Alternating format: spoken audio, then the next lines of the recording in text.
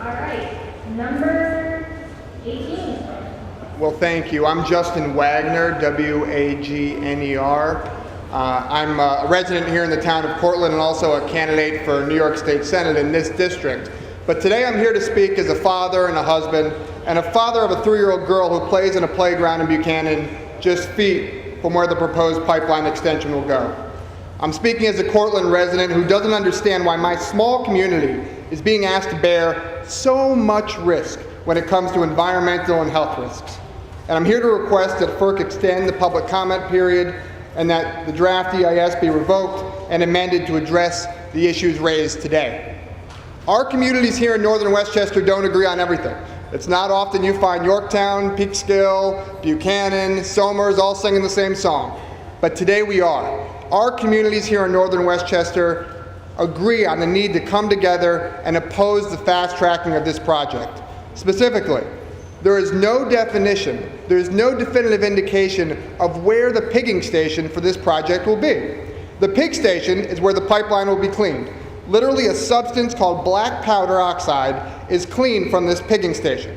The black powder oxide, due to radon, will include radioactive lead-210, polonium-210, and other radioactive materials. If these substances were to make it into our water, our air, or our soil, the consequences could be disastrous. The approval of this environmental impact study without any definition as to what community, what neighborhood, what block will have the pigging station is unacceptable. We need to know, we deserve to know. Now, in fact, Spectra initially proposed a pigging station in Yorktown.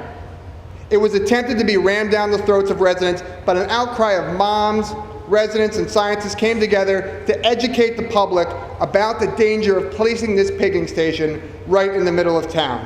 And enough members of the town board, not all of them, but enough of them stood with the residents and stopped the granting of this land from Spectra Energy to the pigging station. So now the question remains, if not Yorktown, where will this pigging station be located? We deserve to know. I also want to echo Assemblywoman Gale's comments about the need that FERC have the Nuclear Regulatory Commission examine the safety of the pipeline in relation to Indian Point. The public also deserves to know about that. Once again, I ask FERC to not approve the DIS before these questions are answered, because this is not hyperbole. Our communities, our lives, and potentially everything that we cherish in these communities is on the line. Thank you.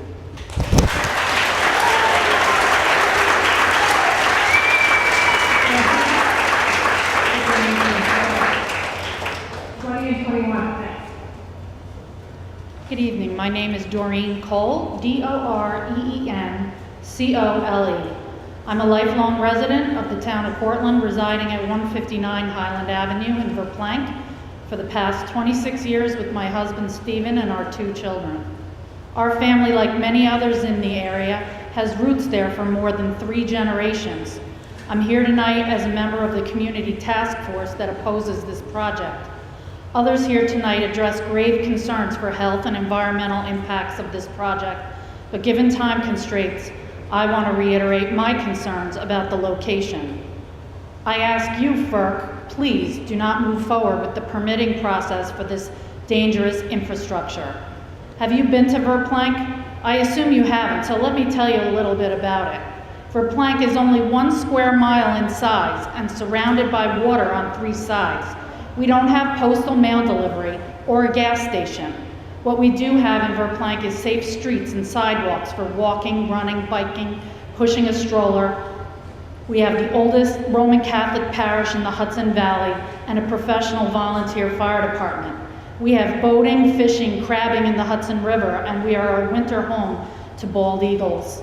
It's been the right place for my husband and I to raise our children, and it's a great place for people to visit.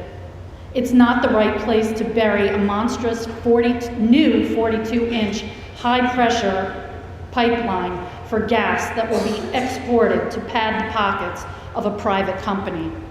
The location of the new and monstrous high-pressure 42-inch diameter transmission pipeline is too close to the Indian Point Nuclear Power Facility and the dry cast spent rod storage facility.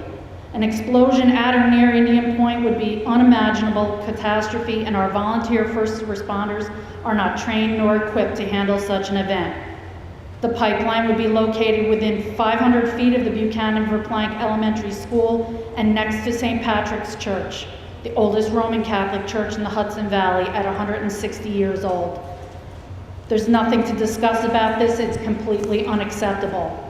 The pipeline would intersect with two high-voltage power lines in the proposed West Point Partners electric high-voltage buried transmission cable and would be in close proximity to a significant seismic zone, which poses a risk of catastrophic damage and profound long-term impacts on the region.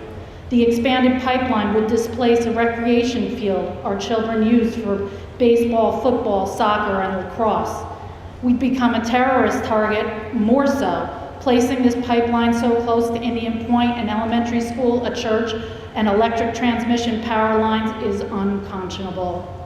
There's a risk to our home values. The proximity of the high-pressure pipeline and potential for explosion will negatively impact our property, I'm sorry, your time is up. diminish its values, and reduce the quality of life.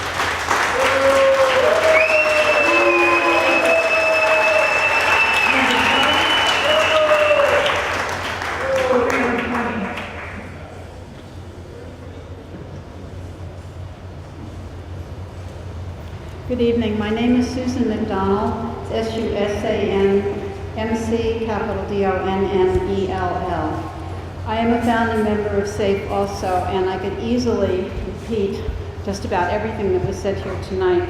But instead, I'm going to paraphrase the comments of a friend who is an attorney and living and work practicing in Westchester County. She's unable to attend the hearing tonight, but she is primarily interested in insurance and mortgages. The majority, quote, the majority of the AIM impact pipeline segments are a replacement of existing pipeline in the same location and would not be encumbered by a new pipeline easement. According to FERC, the AIM project would not negatively impact property values outside the pipeline rights-of-way or above-ground facility boundaries. The fact that an expanded pipeline can fit into an existing pipeline easement fails to establish that the project would not affect property value, and property value is impacted by risk assessment, which is not considered here. According to the Pipeline Safety Trust, development of large pipes increases risks to neighborhood and businesses located near the pipes, and further, that a past performance record cannot predict the outcomes associated with the different future risks. The fact that the EIS ignores the interrelationship between the new risks and the fair market value property value underscores a critical deficiency in the report, one that still needs to be addressed and resolved. Another quote, that homeowners' insurance rates are unlikely to change due to the construction and operation of the proposed project. Contrary to FERC's conclusion, the Pipeline Safety Trust stated in July of 2014 that, quote, recent anecdotal evidence suggests that insurance underwriters are reacting to the presence of transmission lines near residential properties and raising rates in some instances, suggesting that insurance might not be available to new buyers of a property where a transmission line was recently constructed. Spectra confirms that it is not fully insured against all risks and losses, and that should any materialize, it could have an adverse effect on their financial condition. FERC is urged to reject this project because it would benefit Spectra while placing an unlimited and unjustifiable financial burden for Spectra's failed operations on New York homeowners and taxpayers. Thank you.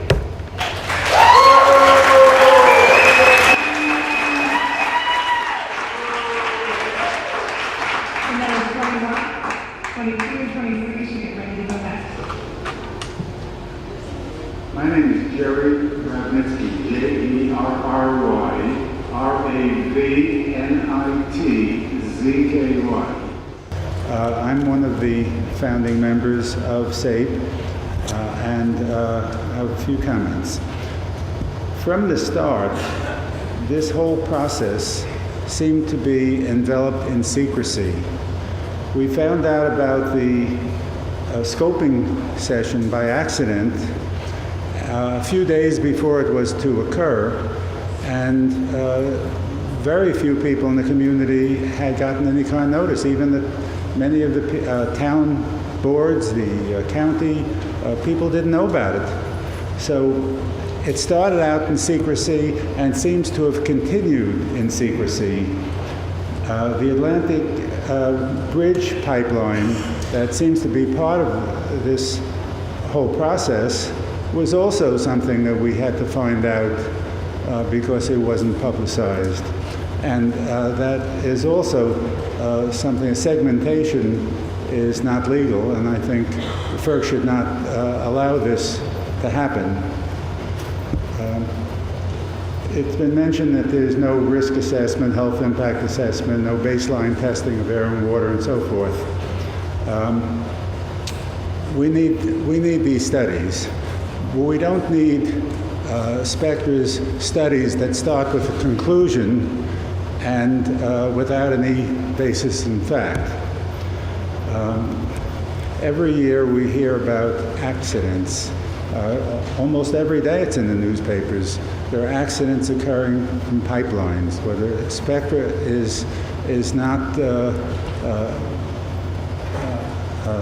innocent of this, they've had numerous accidents, as well as other companies. And there's just too many risks involved, and I won't go into the details because it's been mentioned by many others. But these pipelines are not mentioned for gas as a bridge fuel, at least they talk about it that way, but it's not. The pipelines are designed to last 50 years. It's designed to be a permanent thing. And if we have these pipelines for 50 years with all of the emissions and radiation, et cetera, being spewed out into the community, there are going to be many people who may not survive, our children, our grandchildren, and scientists have indicated that by the end of the century, even our Earth may not be inhabitable. So I think we have to take this seriously. I ask, sir, don't use secrecy, don't use technicalities to support this pipeline, and don't condone half-baked DEIS. Require that all of this, okay, thank you.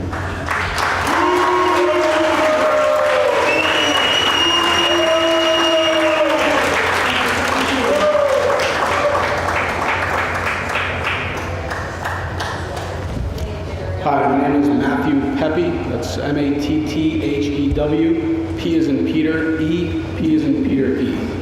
I'm with the Construction Industry Council and Building Contractors Association of Westchester and the Hudson Valley region. Together, these organizations represent more than 500 firms involved in virtually every aspect of public work, commercial, and also private construction in the Hudson Valley region. Many of the contractors that we represent will have an opportunity to work on this project as well.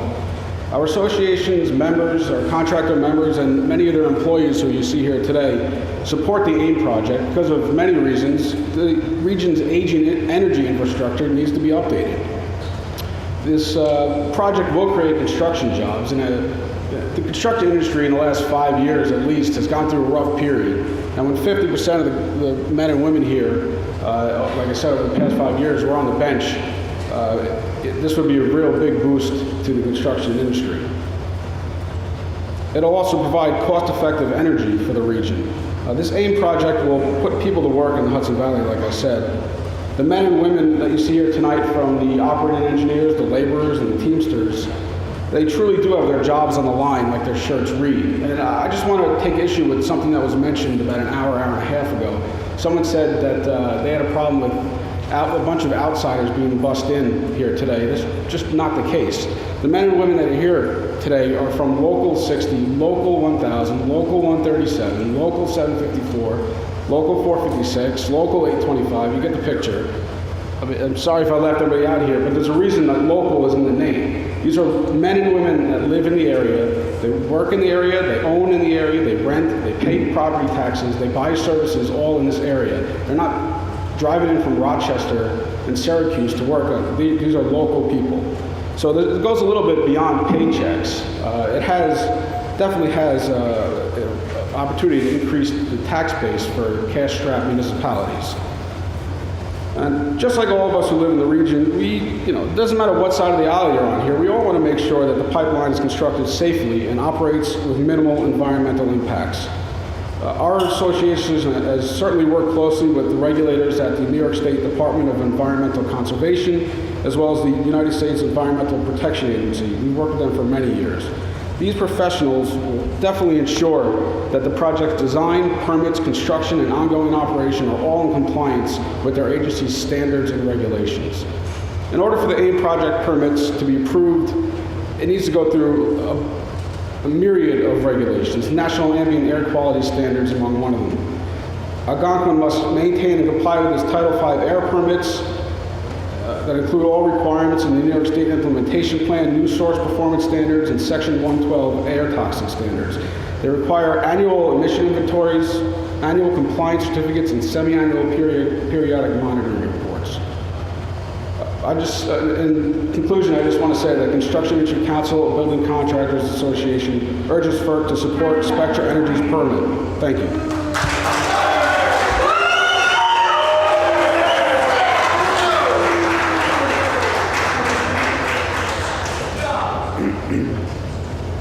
I'm Adrian O'Connor from Lake Purdy's, New York, AIDRIANOCONNOR. I am here to represent the over 26,000 people that have signed their names on this petition, which I plan to read tonight. The statement of the petition is the Algonquin pipeline expansion represents imminent danger to safety and health in New York, Connecticut, Rhode Island, and Massachusetts. You must reject Spectra Energy's permit and endorse the no-build option. These 26,000 plus people understand the increase in risk that this project represents to the health and well-being of their families. They also understand that the number of permanent jobs this pipeline would create is abysmal, and that far more jobs can and are being created in renewable technologies. Westchester County needs clean, renewable energy and clean, renewable jobs.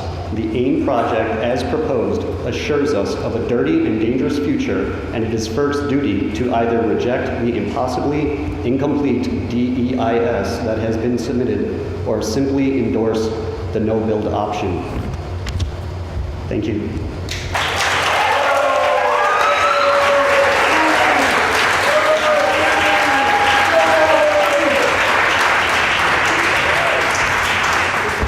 Hello, Paul Moskowitz, M-O-S-K-O-W-I-T-Z. I am a resident of the town of Yorktown, and I have a PhD in nuclear physics. I am amazed and appalled that Spectra Energy has failed to recognize the buildup of radioactive materials on the insides of its pipeline. They have admitted to the presence of radon gas. Well, the radon gas has a half-life of 4 days, and when it decays, it just doesn't go away. It leaves behind it radioactive decay products, notably lead-210 and polonium-210. These two elements are cancer-causing agents and have been recognized as such by the US EPA. The public is exposed to a risk here. That is, the lead and polonium radioactive particles are embedded in the corrosion in the inside of the pipeline, the so-called black powder. When the pipeline is cleaned through the pigging operation, or old segments are removed from the ground and placed in a construction yard, or there are blowdowns, either deliberate or accidental, that black powder can be vented to the atmosphere, carrying with it the radioactive lead and polonium. I just can't believe that a responsible federal agency would allow Spectra to expose the public to this risk. Thank you.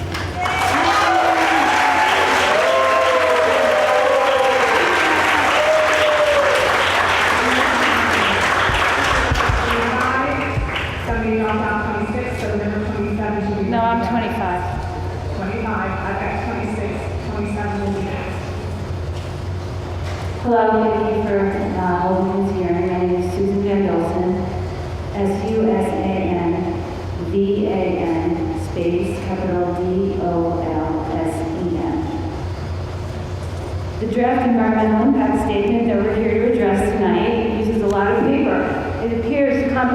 complicated, doesn't it? Looks can be deceiving.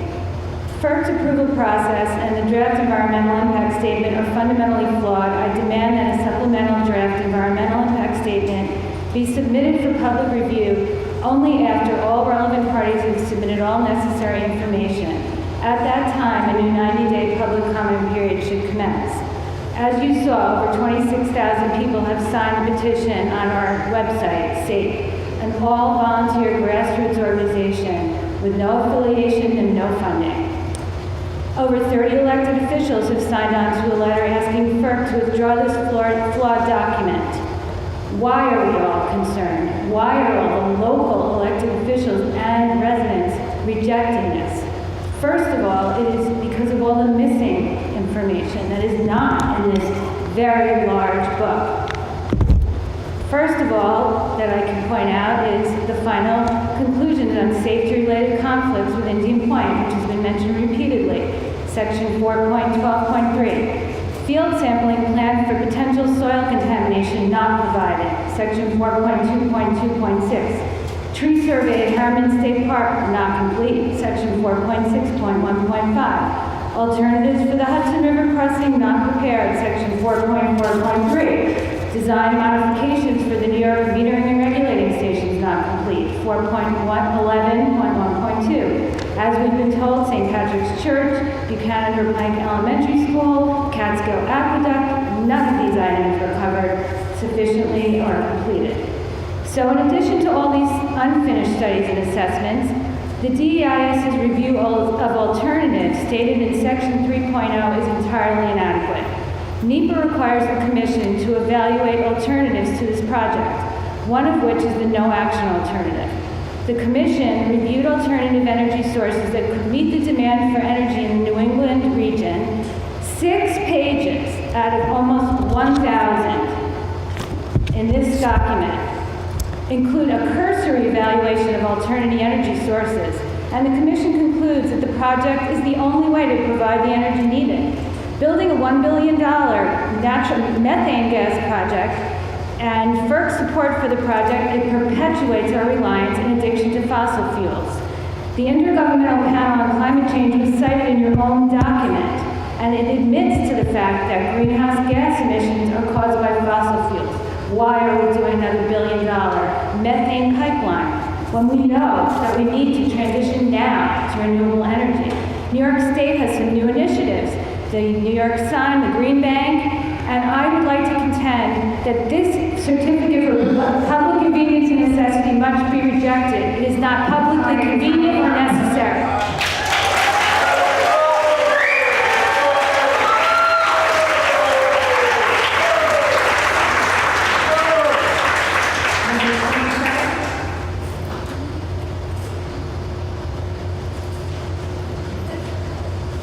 I'm going to ask number 28 to be ready to go right after that,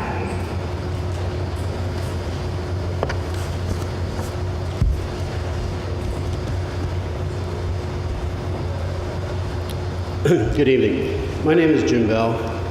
I, along with my wife and my family, live residents.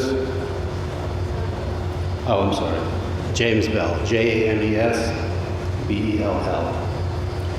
And I, along with my wife and son's family, are residents of Westchester County in the hamlet of Verplank.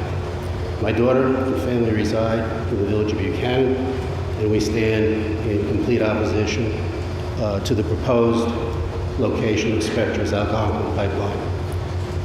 Among the other concerns expressed this evening, and I'm not going to repeat them, our primary concern is public safety and security. And view a 42-inch diameter gas pipeline as an attractive, potential, and permanent terrorist target that, if intentionally compromised, would have devastating consequences to the area that's impacted. Gas line explosions are not uncommon in the United States, as has been mentioned earlier. When they do occur, they are very volatile, and the danger is immediate. From the thermal blast shock created by the explosion, the radiation that's released, and the resulting flames and surface temperatures that can reach 200 degrees, making first responders' efforts to extinguish the flames fruitless until the gas burns off and the shut-off valves secured. Reference, if you will, San Bruno, California, September 2010, and Sissonville, West Virginia, December 2012, to see the devastating impact that these gas line explosions can create. Those pipelines were 30-inch and 20-inch gas lines. And when you see the damage, you'll understand what our concerns are. Before entering Westchester County, the proposed route will run beneath the railroad tracks on the west side of the Hudson River, where CSX has been transporting millions of gallons of highly volatile crude oil in tanker cars to locations on the west side of the Hudson as far north as the Port of Albany. In our view, the location and proximity of this new 42-inch proposed gas pipeline to the above-mentioned railroad line, Buchanan-Verplanck Elementary School, the Indian Point Nuclear Power Plant operation and its spent fuel rod storage facility, and the numerous homes and businesses along the proposed route. The active Ramapo and Stanford Peekskill lines, fault lines, lacks good judgment and does not demonstrate good common sense and must not be approved. Just last week, our country... Okay, thank you.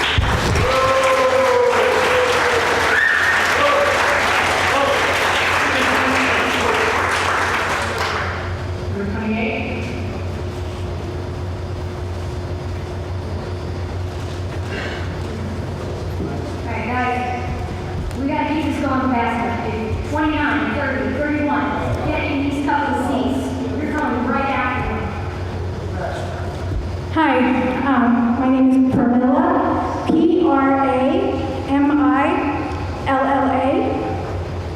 Last name Malik, M-A-L-I-C-K. Can you tell me when I have 10 seconds? Okay.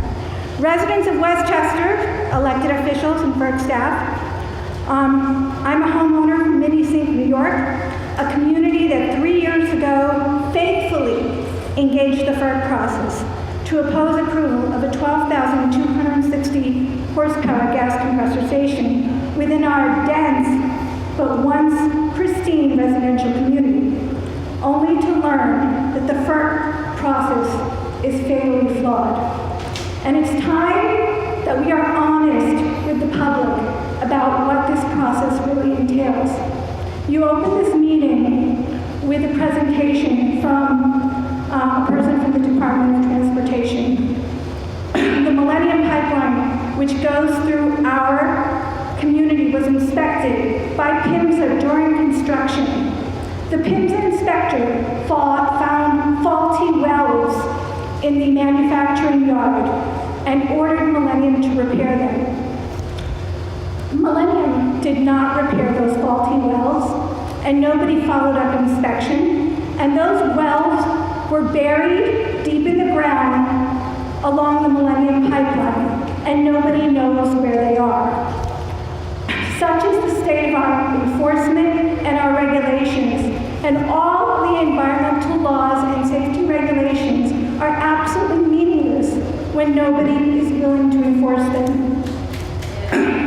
Our experience serves as a cautionary tale to any community facing similar prospects, and warning to FERC staff that there is growing resentment and anger over a process which routinely ignores and dismisses community impacts while pandering to the whims and wishes of project sponsors who routinely lie, misrepresent, and omit relevant facts, as well as evade current laws, regulations, and guidelines in order to support their projects, creating grave risk to public health, safety, and the environment. The statements I make about our experiences in Minisink, I make under oath, and challenge FERC staff to mandate that Spectra do the same for all submissions in this docket. one of the many, many lies, way too many that I can detail, that Millennium told us in our docket. I'll just give you an example. The company stated that the facility would only operate during winter months. This statement was repeated in the environmental assessment as well as in the certification. It was another bold-faced, unconscionable lie. The facility went live in 2013, and since that time, we have had 3 days of relief from the noxious and continuous emissions. I just want to say that we are not host communities, we are hostage communities. Thank you.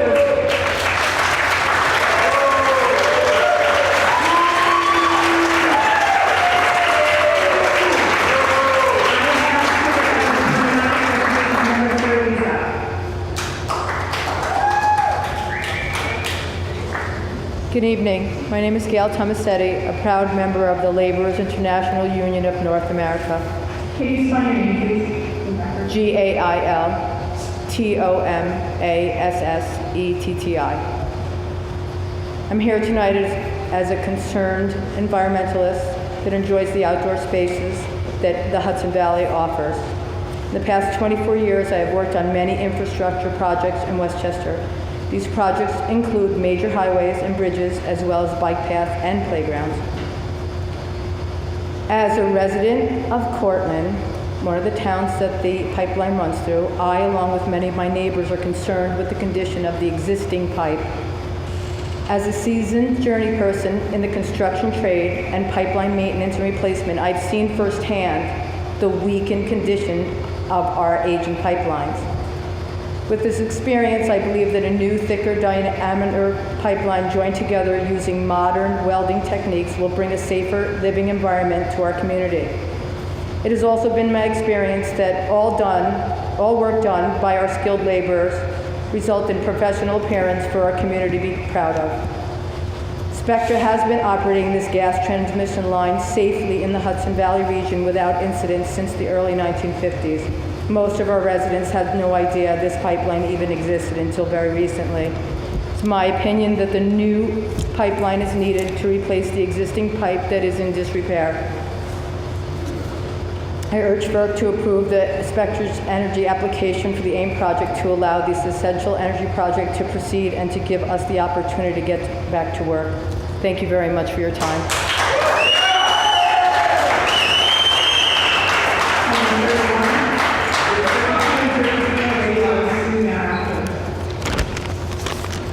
Hello, good evening. My name is Greg Gullo, G-U-L-L-O. I've been a resident of Cortlandt for 16 years. I have 2 children who go to school here in this community. My wife works here also. I've been a member of Local 60 for 17 years.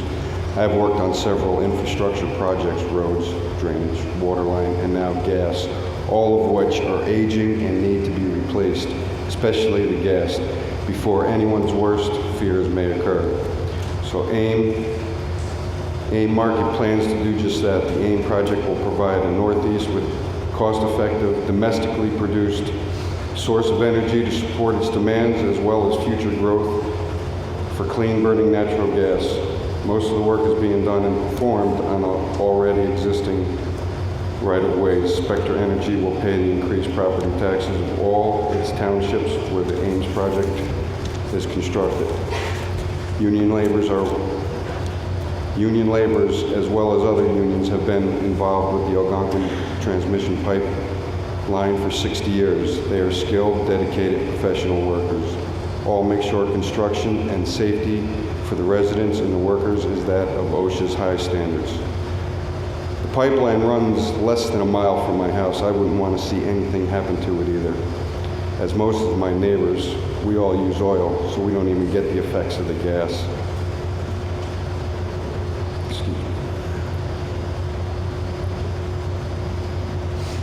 My focus is the gas line be beneficial to all of us who use natural gas and the cost would go down. In conclusion, we know there are risks involved with all construction. Health and environmental safety are 2 most concerning.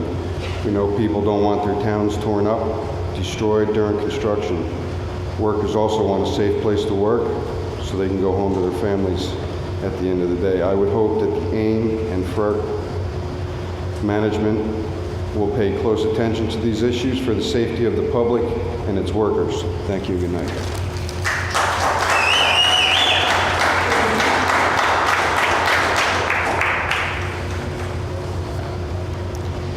Hi, my name is Roseanne Brackett, Rosanne Brackett. I'm a current resident of Yorktown Heights. I have 2 children, 5 and 2 years old. The reason I am here is to demand that a transparent and independent risk analysis study be done to determine all the risks for all the towns involved in the AIM expansion. This study should be done by an independent engineering environmental organization, and the cost for this study should be borne by Spectra. I would like to also ask that Spectra's next project, Atlantic Bridge, be added to this analysis. It would violate the laws of segmentation set forth by NEPA to get AIM approved and months later to continue with the Atlantic Bridge. If this is a second phase of the expansion of the Algonquin transmission, the risks need to be evaluated together. We know this is happening. Yorktown homeowners have been called to a meeting for September 29th. Why is it not being considered segmentation? I feel that Spectra is a billion-dollar company who sees more billions in their future, and all I have to do to get it is to put our lives at risk, to rip up our streets, our yards, and our parks. And when they head home, the towns are left to deal with the aftermath. They have the resources to find ways around the law for their own gain. Me, I'm a stay-at-home mom of 2 small children who's just trying to find an hour in my day to do some research and find out what's really going on here. We have a right to know what risks are involved in the full scope of this project. Yorktown will be hit twice, once with a pigging station and the destruction of 25 acres of parkland for Spectra's construction yard, and then again with Atlantic Bridge, where countless homes and roads will be torn up. Can someone please hold this company to the letter of the law and demand that for our protection, this environmental review be done, combining both projects? And I want to address the 2 people who spoke prior to me. If these pipelines were aging and in such bad condition, then maybe both of them should be pulled out instead of just one when there's only a 5-year difference between the 2.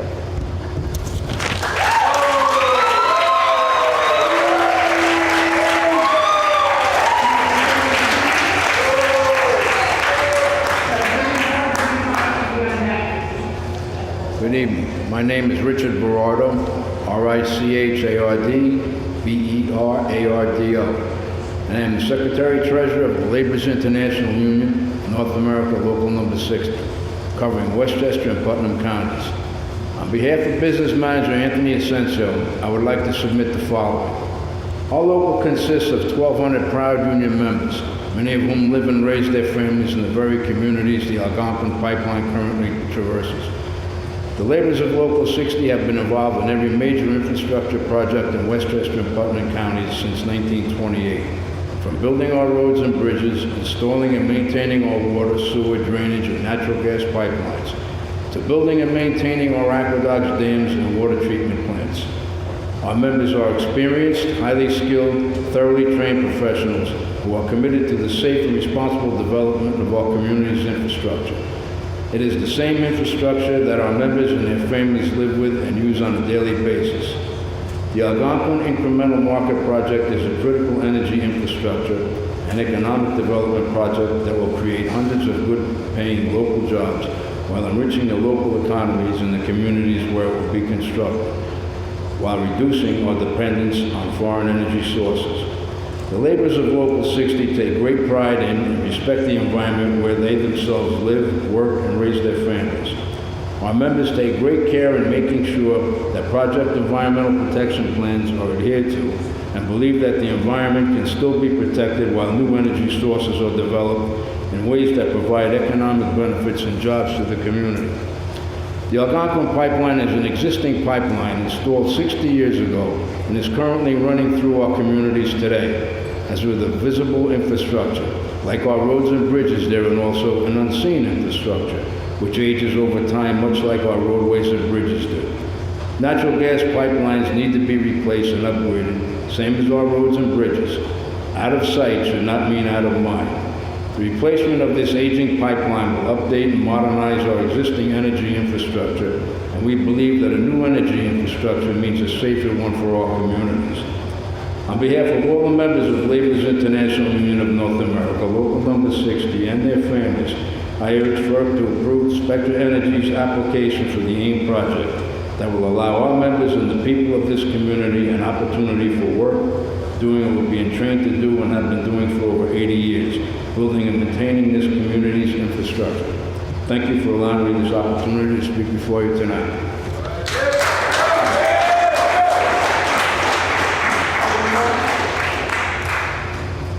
Good evening. My name is Augusto Rosa. I'm a Local 60 member also, training director. These comments were made by one of my laborers named Ramey. Excuse me? Spell your name. R-O-S-A. Last name, first name, A-U-G-U-S-T-O. These comments were made by one of my laborers that had to leave to go to work, so he left me this to read to you. My name is Ramey Robinson. That's him. I'm a proud member of Local 60 and a resident of one of the towns which this Algonquin pipeline crosses. Along with my other members, we are concerned with the condition of the existing pipe. As a seasoned journeyman in the construction trade of 30 years, I have seen firsthand the weakened condition of the aging pipes. New infrastructure is needed to be in place.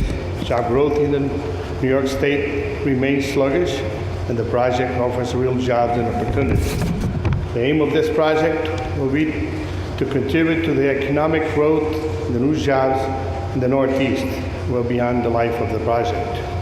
Union laborers have been involved in the Algonquin pipeline for 60 years. We have highly skilled laborers dedicated to contribute to the operation of a safe pipeline. This project is efficiently expanded with minimal impact on our communities and our environment. The Algonquin pipeline will allow an abundance of supply of natural gas for the basin and flow into the Northeast, helping to increase the demands of lower cost energy. So as you know, not only are we building this community, we are improving the expansion of the Northeast. So as a laborer of Local 6, there's nothing more satisfying to know the importance of this project. So let me thank you.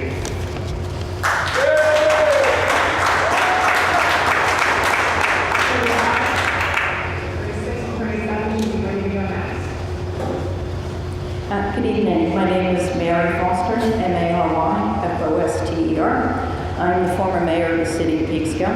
I will say that the description of this project in 2013 sounded exactly as the previous speaker had said, a nice, friendly little upgrade of an aging line. But we have come to understand that that, in fact, is not what it is. My comments, though, here, due to the hour, are going to be very brief. I want to underscore the comments of Assemblywoman Sandy Gaylor. The concern around Indian Point and process is of a real concern. I also want to raise a process issue with respect to the lack of representation from our colleagues in Rockland County. Now, we in Westchester are part of a 5-county region. I'm a member of the Mid-Hudson Region Sustainability Committee. We look at our region as 5 counties. We plan as 5 counties, and our goal is to actually reduce environmental impacts. Not minimize new impacts, but actually reduce impacts existing and not have increased impacts going forward. My concern with process is no public hearing in Rockland County, no reference in the DEIS that I could see, and I will swear that I've not read 900 pages of it, to the intersecting impacts of the bacon crude oil that is carried throughout Rockland County on those train lines through along the Hudson River, and I'm sure all of you have walked this path. So I'm sure all of you sitting here understand that that train line, the CSX freight train line that carries the bacon crude, runs along the Hudson River. This pipeline would run underneath. I'm sure all of you are familiar with Senator Schumer's concerns about the quality of the cars that carry this more volatile combustible crude oil up through Rockland County to the oil refineries in Albany and Ports North. There's no reference to how the impact of this gas line and a mishap, or a mishap with the derailment of a crude oil tanker, would have on each other. I grew up in Westchester County. My dad worked for Anaconda in Hastings. That is a copper factory. And I'm sure we all remember what it has taken for generations to clean up the Hudson River from the PCBs and impacts both from the copper factories and the factories up north. And to think that in all of this discussion, there's no discussion about the potential impacts to the Hudson River. And that impact can happen on either side of the Hudson. So I'm extremely concerned that there is in fact no representation here from Rockland County, and I would ask that you all hold a public hearing in Rockland County for our colleagues there to express their concerns. I have been told by Senator Gillibrand's staff that the Rockland County Legislature will be passing a resolution very similar to what Westchester County has done. Thank you.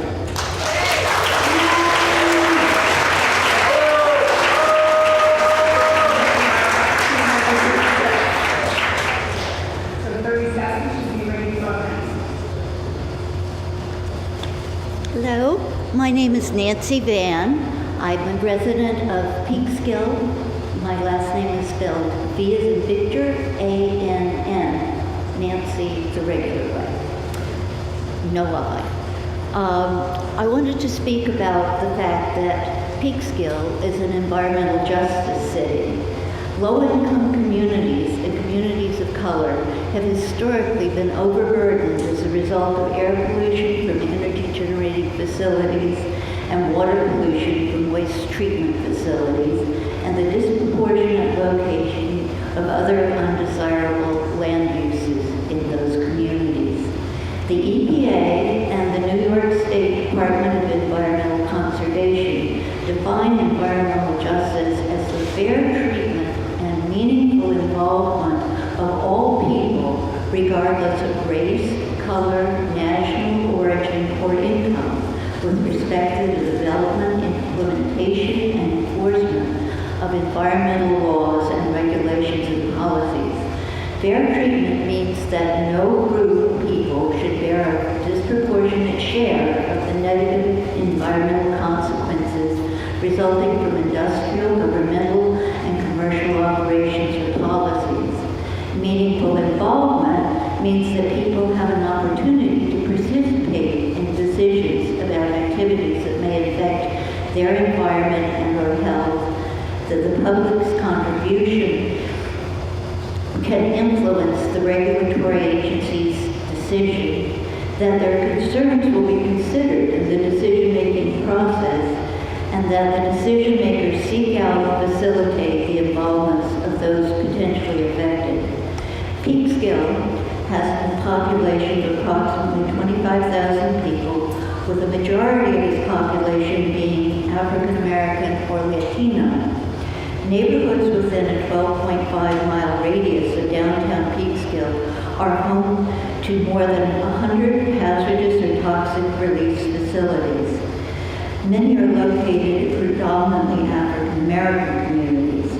Health data comparing Peekskill to surrounding communities indicates that Peekskill has unusually high rates of asthma, including emergency room visits and hospitalizations, respiratory cancers, deaths due to cardiovascular disease, and high incidence of low birth weight babies. The omission and incomplete information in the DEIS denies the meaningful involvement required for environmental justice. Fair treatment cannot mean adding another health and environmental burden to our already overburdened communities. To meet the regulatory and legal obligations, FERC must withdraw this flawed DEIS and give full consideration to all of the health, environmental, and safety issues, and give opportunity to comment.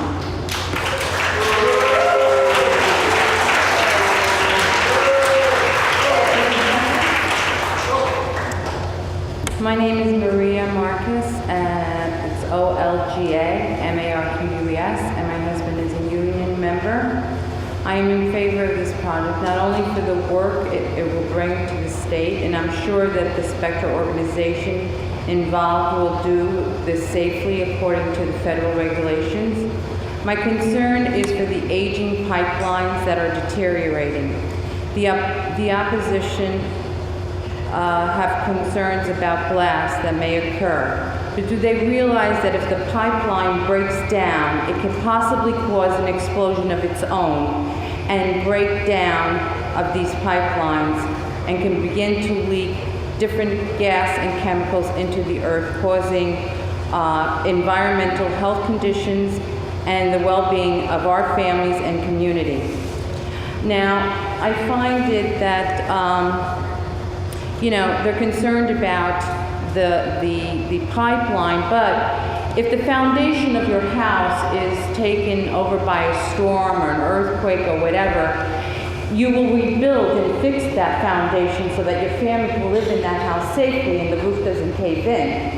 So the breakdown of these pipelines over 60 years and is causing possible blasts of gas is the same thing. It's just a matter of thinking of it in a different way.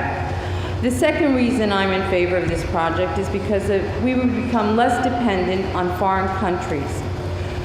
We have become very dependent on so many different countries in China, Russia that we worry about constantly, the Arabic countries. Someone here said, they're funding the Al-Qaeda. Do you realize us buying oil by the Arabs?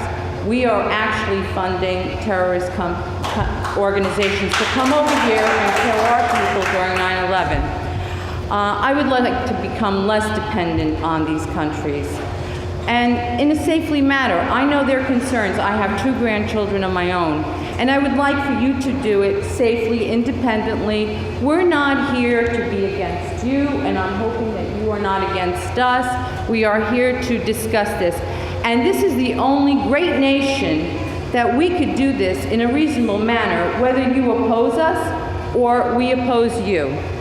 So, and also I find it that you're so concerned about this radiation, but I see people texting and using their cell phones, giving their kids iPads with radiation coming out of the kazoo. They have to have the most modern technology. I don't see you giving that up.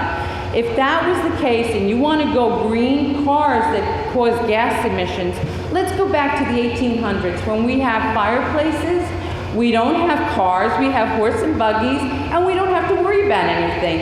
If anybody's willing to do this,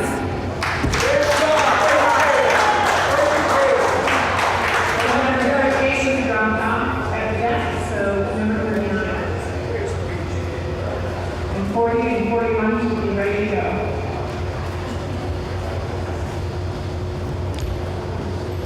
Good evening. My name is Tim Muller, Timmuller, and I'm a business representative with the Operating Engineers Local 825. I'm here this evening to speak in support of Spectra Energy's Algonquin Incremental Market, or AIM project. The public comment process for this issue is very important for several reasons. It allows for those residents who would be affected by the project the opportunity to voice their concerns and ultimately have them addressed to their satisfaction. It also allows us, who if the project were to go forward and would be involved in the construction of the project, the ability to introduce ourselves to you. We are working people who are raising families and live in these areas too. With safety being vital in everyone's mind, the pipeline and its related above-ground facilities are to be designed, constructed, operated, and maintained to meet or exceed federal safety standards and regulations, with as few peripheral disturbances during construction as possible. Historically, this type of work is one of the most strictly regulated forms of construction there is. We want to assure you that the work related to this project will be done in a safe and professional manner through the specialized training, certification, and skill our dedicated members possess. In addition to jobs, ultimately this is a project that would help to reduce the cost of natural gas for homes and businesses and would help to meet the high demand for natural gas in the Northeast.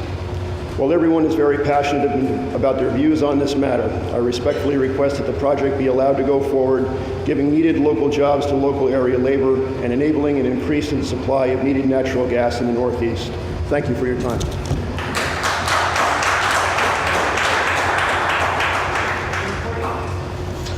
My name is Sean Murray, S-E-A-N-M-U-R-R-A-Y. I'm a lifelong resident of Village of Buchanan. I'm the former mayor of the Village of Buchanan. I was involved in this project at the inception We had several public hearings within the Village of Buchanan to discuss some of the issues that are being discussed today. Unfortunately, there seems to be a lot of misinformation that's going on. This pipeline, where it transects the Village of Buchanan, is not to replace the 26-inch line. Let me repeat that. It is not to replace it. Where it is being sited is in a totally new area. It is across the street from where the pipelines are right now. I had specifically asked Algonquin if that 26-inch line would be decommissioned and removed, and they said absolutely not. That pipeline will be able to be put back into service for the purpose of maintenance on the other lines. So these lines are going to be there in perpetuity. Where it is being sited right now, it is going to remove the ability of the Village of Buchanan to use the rest of its industrialized land. We are approximately 93% incorporated right now. When Indian Point closes, which it will eventually close, as well as the transformer yard be removed, there's going to be several hundred acres of industrial land which cannot be developed forever because that pipeline will be there forever. When people say that the cheap gas will help jobs in this area, absolutely not. Con Edison has not bid for any more gas in this area. They have not bid for it. The bidding process only comes up every couple of years, and they didn't ask for any gas last year. So they can't ask for any gas for the next 3 years, and if this project takes 2, you're talking 5-6 years down the road where they might use gas. The town of Cortland is not gasified, and they do not have land for any other industrial purposes. The area in the village can be used for industrial purposes, but with that pipe there, it can never be used. This gas is going to the northeast. It's going to the northeast because the artificially deflated gas prices has made other alternate sources of energy not economical. Currently, the Northeast has 50 to 60% of its electric generation from natural gas. Because the prices have become so low, Vermont Yankee has been forced to close down. It's going to be closed in December.